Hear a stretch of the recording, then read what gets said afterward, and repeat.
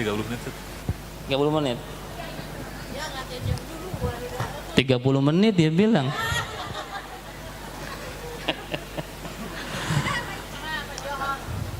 Bismillahirrahmanirrahim.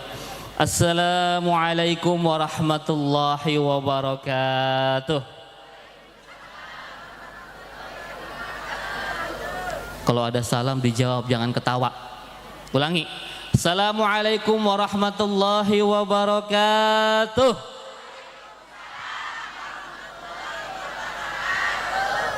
Alhamdulillahi rabbil alamin.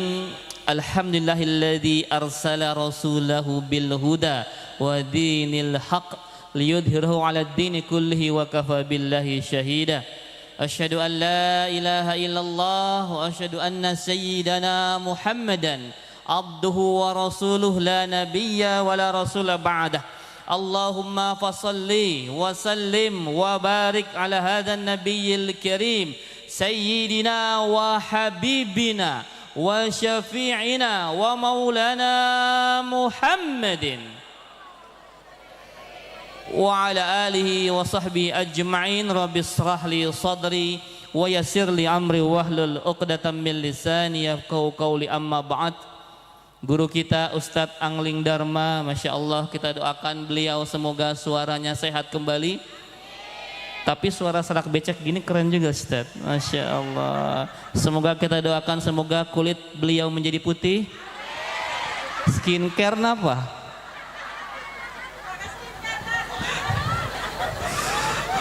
Para alim ulama, para tokoh masyarakat, Bapak Ketua Panitia, sahabat saya Habib Hakim, seluruh jamaah yang insya Allah semua calon penghuni surga, amin.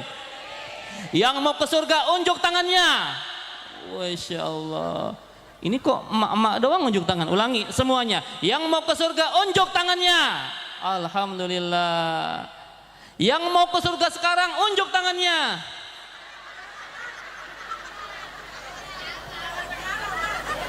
Lah emang kenapa sekarang?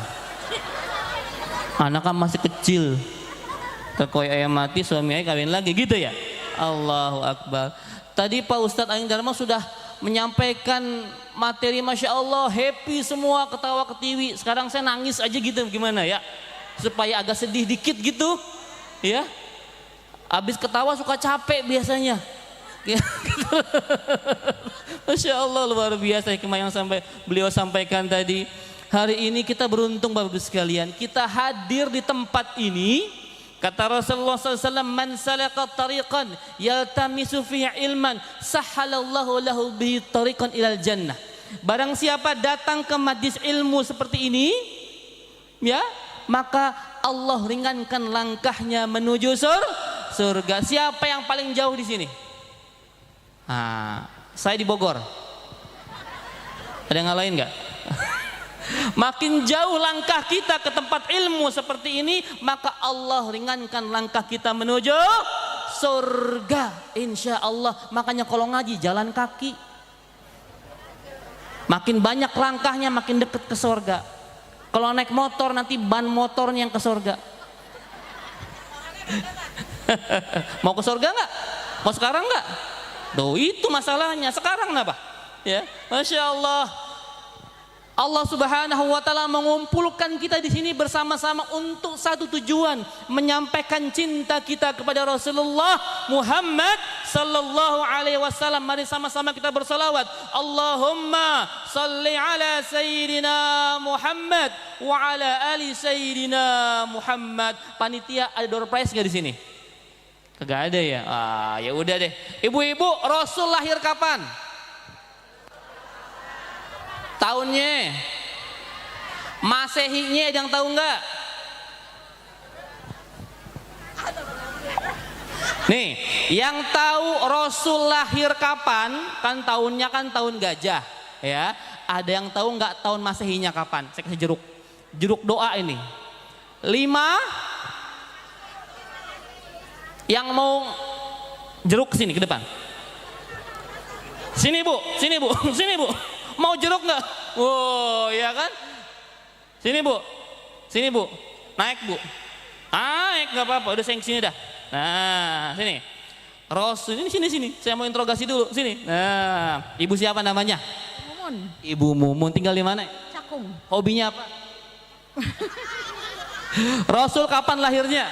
Tanggal 12 Rabiul Awal. Tahunnya? Tahun gajah. Tahun Masehinya? Masanya 571. Sekarang tahun berapa Masehi?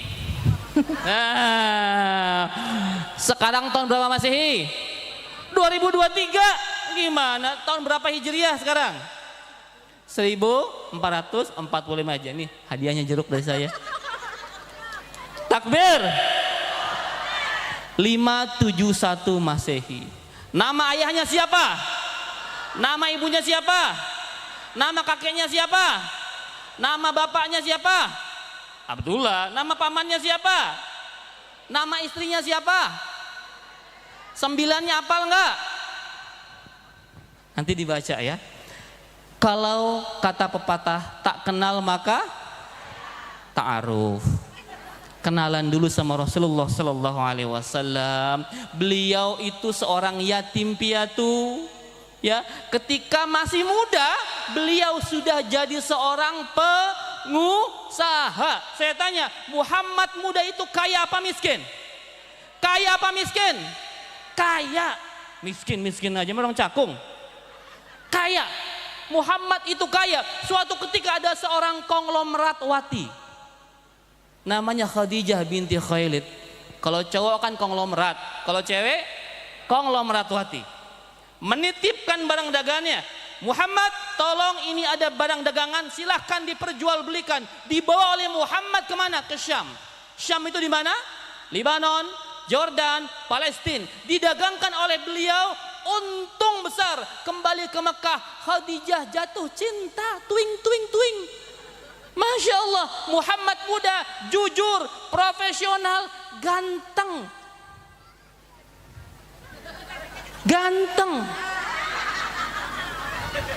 Beliau ini ganteng loh. Beliau ini ganteng, cuman belum menunjukkan wujud aslinya saja. Aslinya ganteng. Beliau ini pakai topeng. Beliau ini tawadu, nggak mau menunjukkan kegantengannya. Ya Tat ya. Masya Allah. Muhammad muda itu Masya Allah membuat seorang Khadijah jatuh cinta. Akhirnya Khadijah mengutus Maisarah, asisten beliau, tanyain Muhammad jomblo apa enggak? Gitu. Hikmahnya apa? Perempuan boleh nggak menawarkan diri? Boleh nggak menawarkan diri? Boleh. Apa syaratnya? Dapat salon suami yang soleh, akhlaknya bagus, takwanya bagus, imannya bagus. Silahkan Bu, kalau ada anak muda jadi imam masjid, hafal Quran, tanyain. Bro, jangan bro manggil ya. Dek, masih jomblo apa enggak? Nih anak ayah masih single. Boleh Ibu, ngetek orang soleh itu boleh. Khadijah pun demikian, minta tanya sama Maisarah, tolong tanyakan Muhammad itu sudah ada yang punya belum? Ternyata jawabannya masih jomblo. Jomblo fi sabilillah, disingkat apa? Jovisa. Jomblo fi sabilillah. Akhirnya Muhammad menerima lamaran beliau, lalu bersama Abu Talib dan Hamzah Abu Talib, beliau datang melamar Khadijah. Mas kawinnya ada yang tahu nggak? Mas kawinnya ada yang tahu nggak Pak? Berapa ekor? Hah? Berapa? 1000. Kata siapa? Ada yang tahu berapa ekor? 20 ekor unta betina. Harga sekarang 50 sampai 100 juta. Itu unta terbaik, hitung 50 juta dah. 20 kali 50 juta berapa? 1 miliar. Mas kawin Muhammad muda kepada Khadijah 1 miliar. Kalau anak-anak cakung mas kawin 1 miliar, mau kawin gak ente? Tuh. Muhammad itu orang kaya, jangan dibilang orang miskin. Mas kawinnya 1 miliar. Kenapa mas kawin laki-laki harus mahal? Karena laki-laki itu memberikan maharnya untuk istri yang hak warisnya cuma setengah. Bapak ibu sekalian, ibu-ibu hak warisnya berapa dari laki-laki? Separuh ya. Yang separuh itu dari mahar suaminya. Makanya kalau bisa mahar suaminya itu ada nilainya. Ini Masya Allah ya. akhwat-akhwat Cakung di Jakarta Timur ini, Masya Allah ya, semuanya qanaah. Mas kawinnya nggak perlu 1 miliar, cukup seperangkat alat sholat. Ini yang kasihan. Masalahnya seperangkat alat sholat nggak bisa dijual lagi. Ya, Muhammad 1 miliar mas kawinnya. Coba kita hitung sekarang, seperangkat alat sholat berapa nilainya? Coba emak-emak nih yang suka bungkus mahar nih, isinya apa aja mahar biasanya? 1 mukena, berapa harga mukena di pasar Cakung? Berapa ya? Berapa? 200. Bener, murah bener. 200.000. Ya udahlah, 200.000 bungkus. Apa lagi? Sejadah, berapa sejadah? Cepet dapat 300. Apa lagi? Quran berapa harganya? Cepet 400. Apa lagi? Tasbih berapa? Goceng. Ya udah, murah bener. 10.000 dah ya, udah ya. 410.000 dimasukin ke tempat parcel kan, dibungkus dikasih pita. 30.000 jadi 450.000. Masya Allah, murah bener mahar kita. Untungnya qanaah semua orang-orang sini, ya. Makanya saya kasihan kadang-kadang karena nggak bisa ntar dijual, mau kena second nggak ada, ya. Mahar itu harus ada nilainya. Besok akhwat-akhwat di sini yang masih jomblo, mana jomblo? Ada jomblo nggak? Yang jomblo unjuk tangan. Yang jomblo unjuk tangan. Saya mau doain ini. Saya sedang safar nih kan. Yang jomblo unjuk tangan. Nggak ada yang jomblo. Ada jomblo ya? Ya. Besok minta mas kawin sama calonnya seperangkat alat sholat dan masjidnya.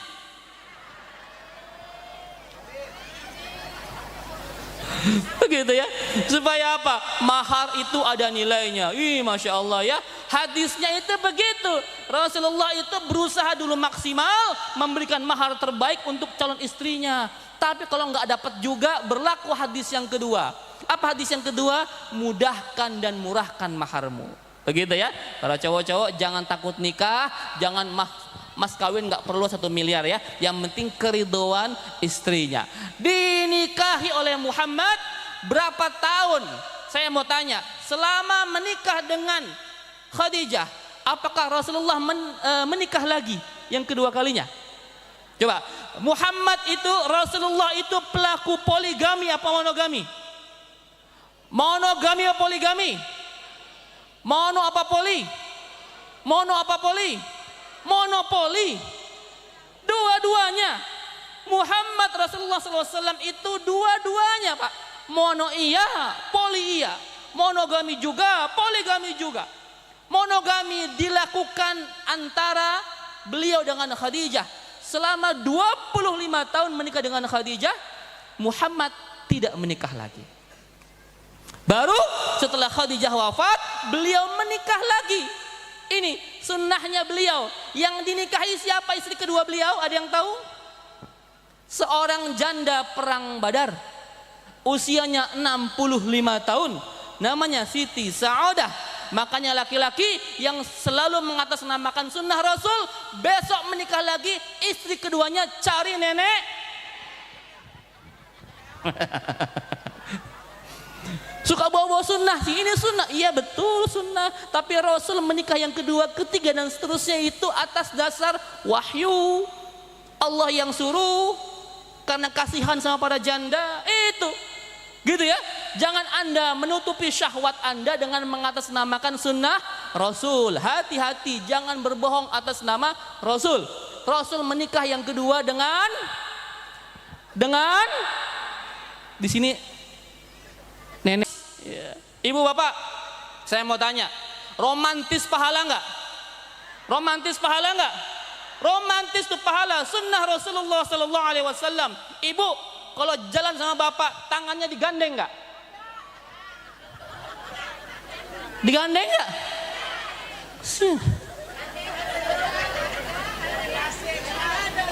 Lagi jalan ke mall, ke pasar, digandeng nggak? Rasul selalu menggandeng istri beliau. Ketika menggenggam tangan pasangan kita, maka akan luruh dosa di antara jari jemari kita. Rasul selalu menggandeng tangan istri beliau. Ya, gandengan ya. Bapak kalau ke mall digandeng bininya Pak, bahaya kalau dilepas Pak. Ya, Bini kita di mall dilepas sendirian, Pak. Bapak di mana bininya itu, tahu-tahu Pak pas ketemu Pak bawa kantong banyak. Mending digandeng. Gitu ya. Rasulullah orang yang sangat romantis. Kalau minum ini air siapa ini? Ustaz, udah beli belum ini? Udah ya.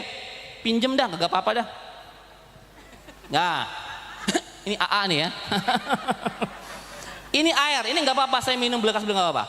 Ini air ya, biasanya Rasul sama istri beliau selalu minum di cangkir yang sama dan di lokasi bibir yang sama. Minum di sini, Bismillah, duduk nggak apa-apa saya minum berkah, Bismillah. Dan Rasul pun di bibir yang sama. Ya, jadi besok kalau punya cangkir istri dan suami jangan ayah bunda. Satu cangkir minum di cangkir yang sama, di bibir yang sama. Begitu ya, itu sunnah. Apalagi Rasulullah itu selalu dibuatkan teh manis, air gula oleh Siti Aisyah ketika pulang dakwah habis subuh, habis beliau mengajar, maka beliau pulang ke rumah selalu dibuatkan teh manis, air gula. Suatu ketika kan Aisyah mungkin sedang galau ya, sedang banyak pikiran, beliau salah memasukkan gula. Yang dimasukin garam. Biasanya Rasul kalau minum itu selalu diminum, sebagian disisakan untuk Aisyah radhiyallahu anha. Gitu ya.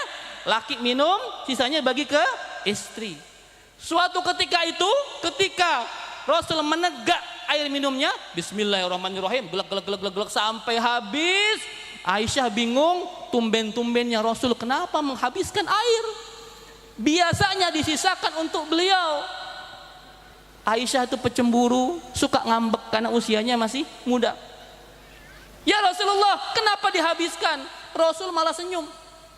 Kenapa dihabiskan? Diambil gelasnya, dibawa ke dapur, ada sisa dikit, dicolek sama Aisyah radhiyallahu anha, dicobain, ternyata itu asin. Ya Rasulullah, kenapa enggak bilang dari tadi ini air garam? Emang sakit gigi? Kenapa dihabisin semua gelek? Apa kata Rasulullah SAW? Nih bapak dengerin nih. Kata Rasulullah nih. Ya Aisyah, Rasul tuh enggak pernah memanggil istrinya dengan namanya Aisyah atau ya Humairah. Yang pipinya kemerah-merah. Ibu panggilannya apa ibu? Hah? Ayang. Beb, itu ayam sama bebek bu. GR aja. Ustadz, bini ayah pipinya nggak merah, hitam. Nah, panggilnya apa? Hajar Aswad.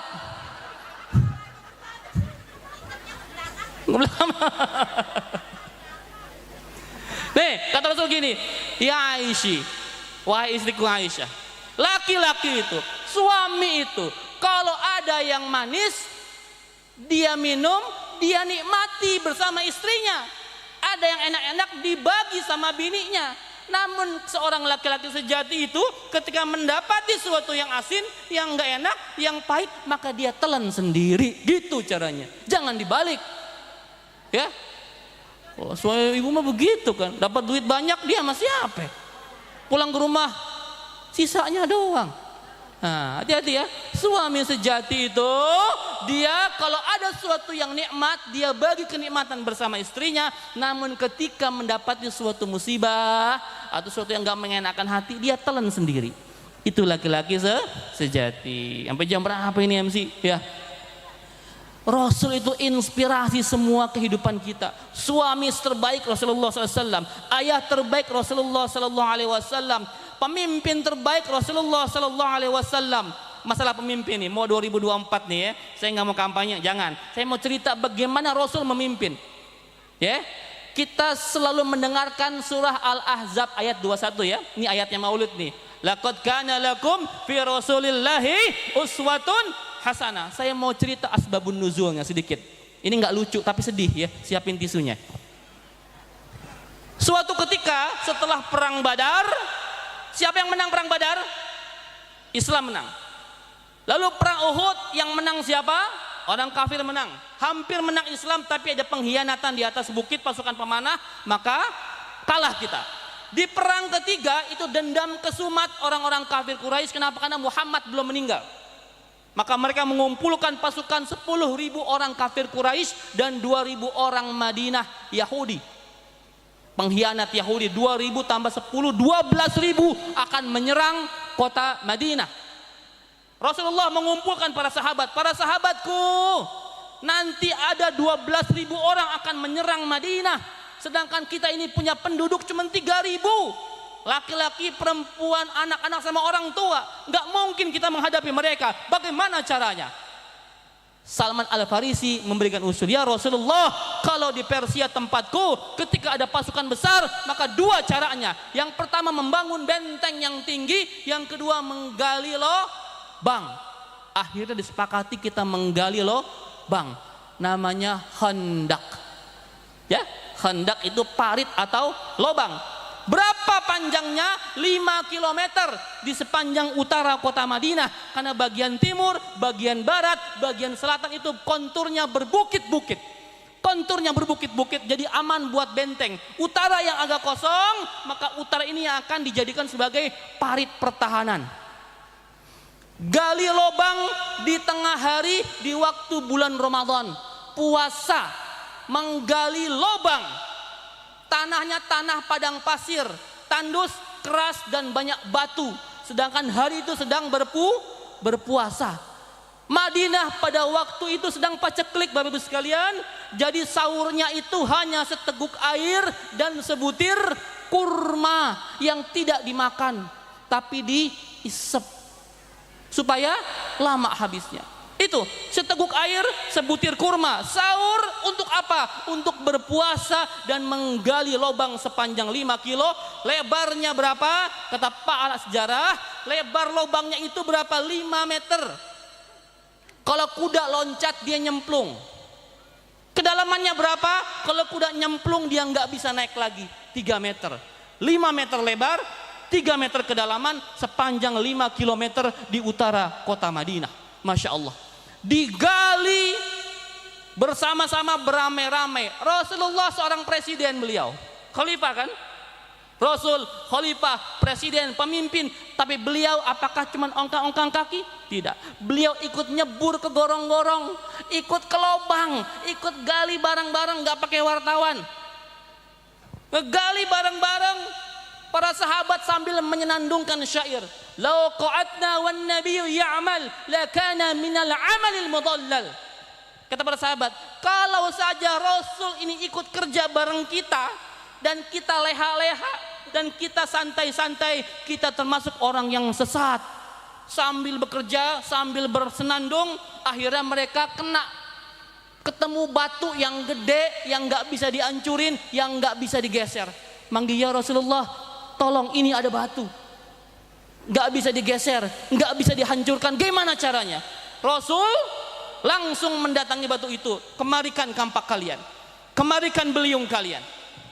Bismillahirrahmanirrahim, Allahu Akbar. Ketika sedang mengangkat beliung, tersingkap baju Rasulullah Sallallahu Alaihi Wasallam. Hari itu, Bu, Bapak sekalian, para sahabat semua sedang kelaparan.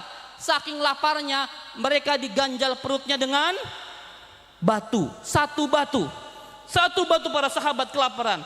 Tapi ketika itu Rasulullah tersingkap bajunya, perut beliau diganjal dengan 2 batu.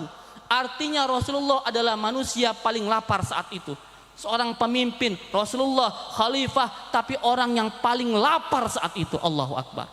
Para sahabat menunduk, sebagian menangis, sebagian bersedih melihat pemimpin mereka sangat lapar, sangat lapar. 2 batu mengganjal perutnya. Ada seorang sahabat bernama Jabir bin Abdullah.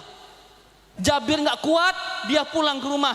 Assalamualaikum istriku, kita punya makanan apa di rumah? Aku tidak tega melihat Rasulullah kelaparan, perutnya diganjal dengan 2 batu. Bang, ayah cuma punya segenggam gandum sama anak kambing yang kecil. Udah, ini anak kambing saya bakal potong. Tolong gandum itu diolah menjadi roti. Diolah menjadi roti, dapat 3 potong roti, Bu. Dan anak kambing dipotong, diolah jadi gulai kambing. Roti isi gulai. Namanya apa tuh? Roti canai. Tahu ya? Roti isi gulai kambing. Dapat 3 potong, Akhirnya Jabir pergi menuju Rasulullah sallallahu alaihi wasallam. Ya Rasulullah, alhamdulillah di rumahku ada makanan. Cukup untuk dirimu, aku dan istriku 3 porsi. Tolong nanti ke rumah tapi jangan bilang-bilang sama yang lain. Jangan berisik-berisik, cuman ada 3 porsi. Jazakallah khair Jabir, terima kasih. Tiba-tiba Rasulullah SAW berdiri. Wahai para sahabatku, alhamdulillah kita akan dijamu oleh Jabir bin Abdullah di rumahnya. Allahu Akbar, Allahu Akbar. Ya, namanya belum makan, mau dijamu, ditraktir makan, senang nggak? Senang, semua takbir. Yang bingung cuma Jabir, melongok dia. Ye Rasul, tadi kan suruh diem-diem aja. Ini cuma 3 porsi, itu 3.000 orang. Gimana caranya? Tenang Jabir, tenang. Ya, semua rame. Wah, Allahu Akbar, datang ke rumah Jabir semuanya. Sampai ke rumah Rasul masuk, Jabir istrinya duduk di sini. Mana makanannya? Ada 3 potong roti isi selai kambing, gulai kambing. Sini makanannya, masukin ke dalam baskom, tutup. Tutup. 3 potong roti kambing, Bu, tutup. Jabir istri duduk di sini. Biar aku langsung yang akan melayani umatku dengan tanganku. Itu kata Rasulullah. Ayo sahabat-sahabat, masuk 10-10 ya. Udkhulu ashran-ashran. Masuk 10-10. 10 pertama masuk. Makan 1 roti, udah kenyang belum? Belum Rasul, sikat lagi. Makan lagi, udah kenyang belum? Belum, sikat sampai kenyang. Orang ke-1, orang ke-2, orang ke-3, sampai orang ke-10. Rotinya belum habis. 10 yang pertama selesai, masuk 10 yang kedua, terus sampai 10 yang ke-300, 3.000 orang semua kenyang, gara-gara cuma 3 roti. Terakhir Rasul membuka baskomnya dan 3 roti yang tadi awal masih utuh. Rasulullah Shallallahu Alaihi Wasallam punya mukjizat, bisa menggandakan makanan. Kita pasti mikir, kenapa nggak dari tadi aja?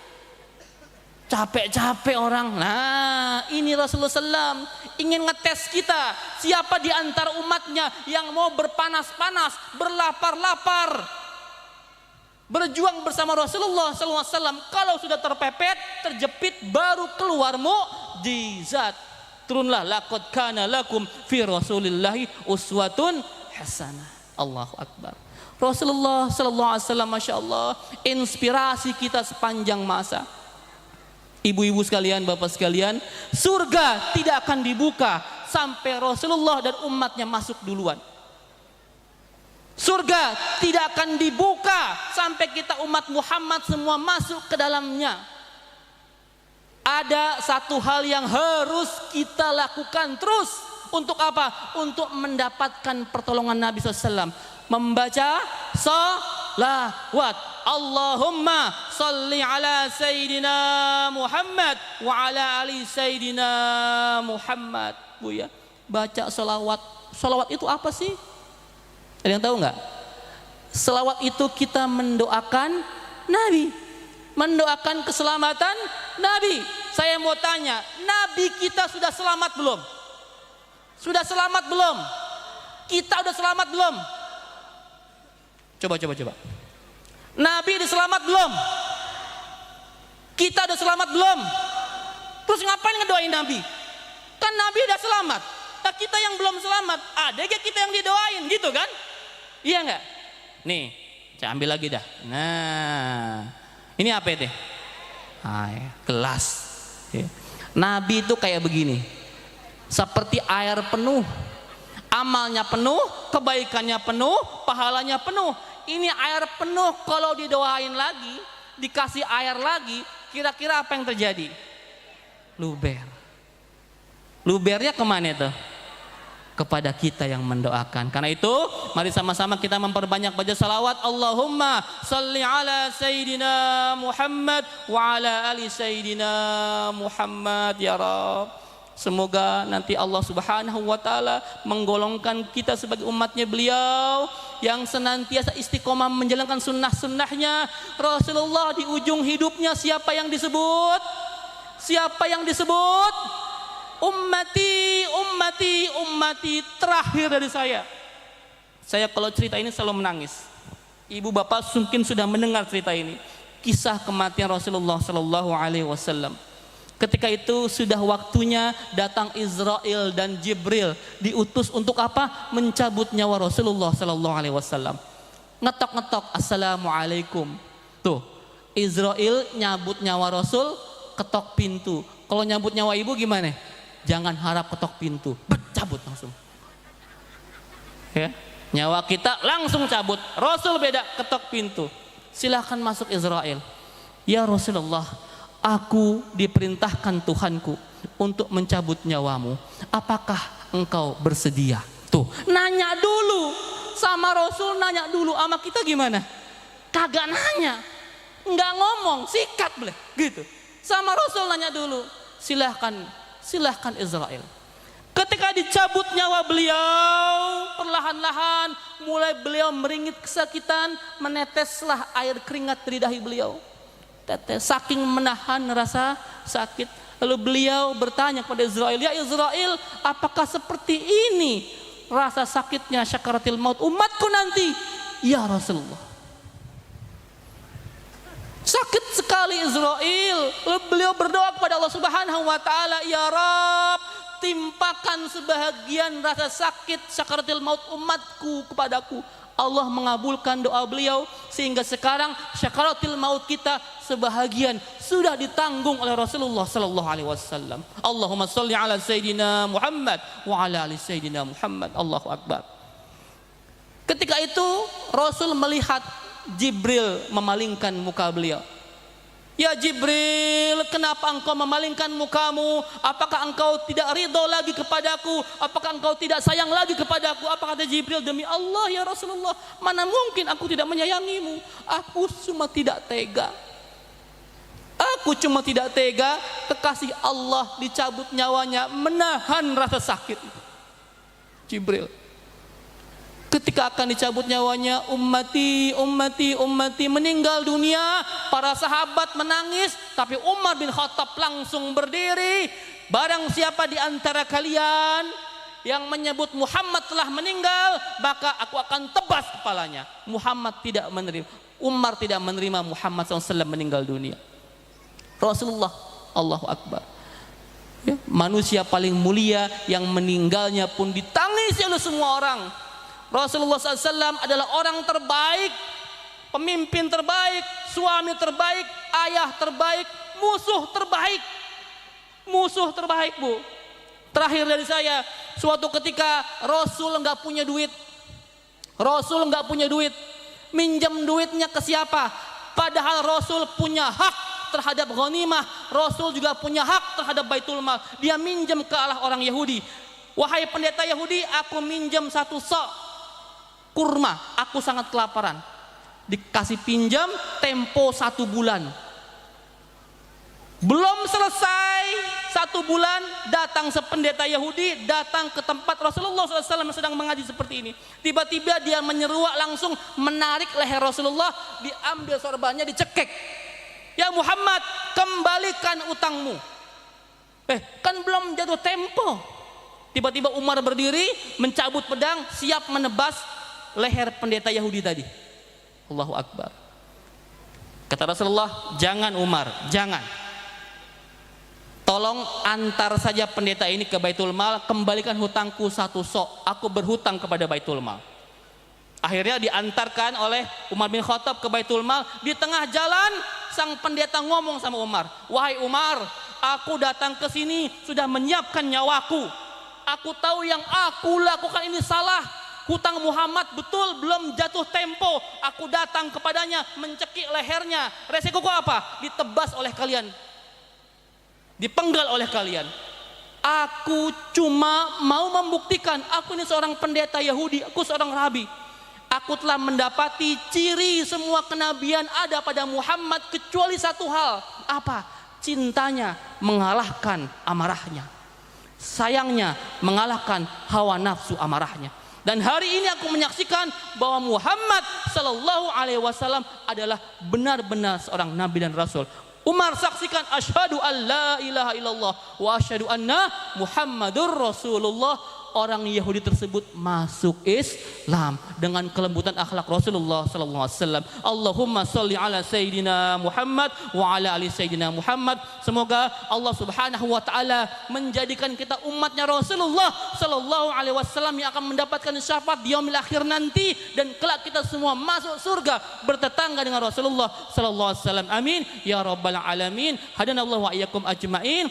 Assalamualaikum warahmatullahi wabarakatuh.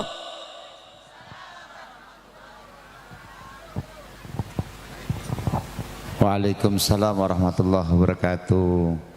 Bu, paham nggak? Paham. Alhamdulillah, kirain ngantuk.